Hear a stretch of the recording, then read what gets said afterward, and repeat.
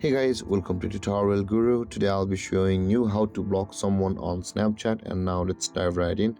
Now to block someone on Snapchat, first open up your Snapchat app, and after landing on this page guys, at the bottom left corner of the screen you can see there is the maps icon, and just beside it there is the message or text icon. Tap on that, and over here guys on this page, first tap on the chat box with the person whom you had chatted and whom you want to block. And on this interface guys, at the top of the screen you can see their name.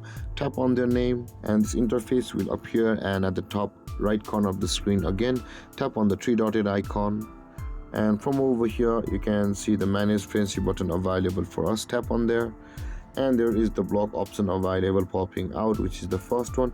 Tap on block, and this menu will pop out, and if you tap on the block button again, that person will be blocked on Snapchat. And there, this is how you block someone on Snapchat. And if you have any confusions or questions regarding the topic, feel free to comment in the comment section below, and don't forget to like, subscribe and hit that bell icon for more videos. Thank you for watching guys. Peace.